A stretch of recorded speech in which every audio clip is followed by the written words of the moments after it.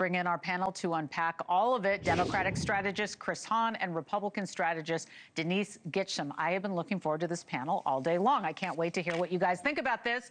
All right, we want to start with Marjorie Taylor Greene's account of what Trump said to her about the Epstein files. That's number one. Greene says that she got a phone call from Trump after she said she would expose the names of the men connected to Epstein. She says Trump called her to say, quote, "My friends will get hurt."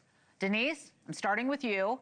How do you think that that is going to land with voters that are, pretty passionate about the issue, who see it as a symbol of how powerful people are protected? It should land the way that we read it. It's a terrible thing to do for anyone who's in charge, Democratic or Republican.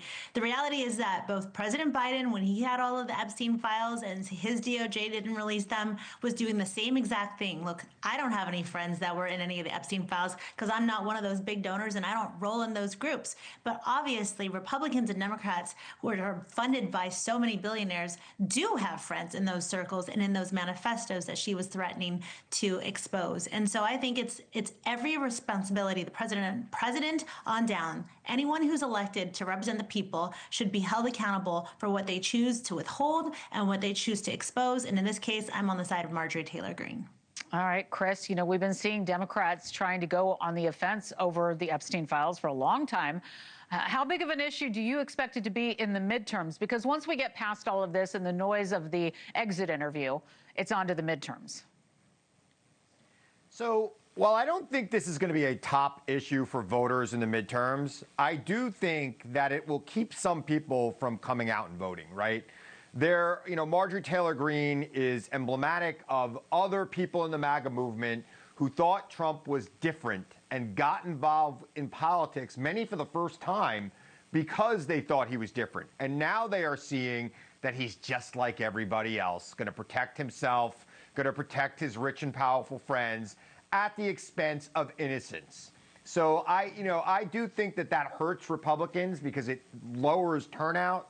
But I think ultimately the midterms are going to be about the economy, are going to be about affordability, are going to be about things like that. Denise, some people are saying that Marjorie Taylor Greene is lighting a match on her way out, burning it down, also sounding off on the image of women serving in the Trump administration. Here's what she said, quote, "I believe how women in leadership present themselves sends a message to younger women. I have 2 daughters, and I've always been uncomfortable with how those women puff up their lips and enlarge their breasts," end quote. All right, so what's your reaction to that? I mean, do you think that that's going to resonate with other women in the conservative movement? And how does it read to you? I'm starting to get a little uncomfortable, Laura, but better living through science. But anyway, I would say, look, I think that women have every right, and they fought long and hard to show up as their best selves. And whatever your definition of that is, I think it's fantastic. And I applaud women for doing what makes them feel good about themselves, especially as we get a little older. But it does seem to be somewhat of a theme. I think it's easy to point fingers. We can stereotype people of the other party in many different ways. And if that's the way we want to go after Republican because they're trying to look their best, it's unfortunate. Obviously, Marjorie Taylor Greene did not ascribe to those sort of beauty standards. It was obvious when she'd show up on TV in crocheted sweaters. And honestly, I think a lot of how I'm feeling about her and what you're hearing is this frustration where I feel like she had many years. She had 6 years in Congress to say what she wanted to say and to actually put, this politics of idealizing somebody like President Trump to the side and stand for principle. And she chose to do the most predictable thing ever on her way out, which was to give an exit interview to a side that would be sympathetic with her. And I just think that's really petty, predictable, and not in any way, shape, or form brave or honestly upstanding. Chris, what do you think about that? Well, look, I think she's been giving exit interviews to anybody who will interview her, and I think that that's good, and I think she's expressing herself. I haven't always agreed with her. And again, I agree with Denise. I mean, I don't think she should be judging how people choose to live their lives and how they look. But that said, when she talks about the sexualization of women at Mar-a-Lago and other MAGA functions, that might turn off a segment of MAGA voters, particularly the evangelical Christian base. That it's not going to turn them all off, but you shave off 1% here, 1% there, pretty soon you're down 10%. And Marjorie Taylor Greene is not the first person to say this. She is just one of the loudest people to say it. And I think that you're seeing lots of cracks in the MAGA movement. I think it's going to be a very difficult year for Speaker Mike Johnson. I will predict right now for 2026, he does not survive in the Speaker's chair throughout this entire year. He's going to have a rough time. He's going to see a lot of people deciding to retire, maybe speaking the truth. And I don't think that it's going to be good for him or for Trump. And I think ultimately November is going to be very good for Democrats, just as it was this year. Well, I want to ask you both about what Republicans have said, that voters will start to see the benefits from their big, beautiful bill in the new year. So this is, something that people are turning the page, looking to, wondering, Chris, let me start with you, if Democrats, how they should respond if that is the case. So, I've been hearing Republicans talk about the economy, and Denise and I have talked about this before. They sound an awful lot like Joe Biden and Democrats did in 2024. It's great that the stock market's up. It's great that, certain prices are coming down.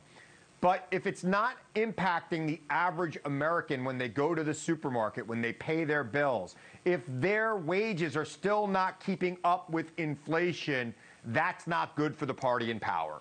Period. End of story. Even if there are certain market factors like inflation cooling and things of that nature, if we don't see salaries rising to a level that meets it, and I'm telling you right now, we won't in 11 months.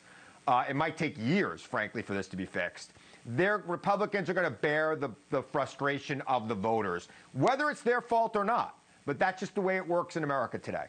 All right, I've got time on, I've got to cut my time here, but Denise, I've got to give you the final question, and I've got to get this in about the story that our Rich McHugh has been on since the beginning in Minnesota, because now we've got the Deputy HHS Secretary, Jim O'Neill, taking action against the fraud that appears to be rampant in the state, freezing all child care payments to Minnesota. This has just happened. He says that he has activated our Defend the Spend system for all ACF payments. Starting today, all ACF payments across America will require a justification and a receipt or photo evidence before they send money to the state. Your reaction to that before I let you go?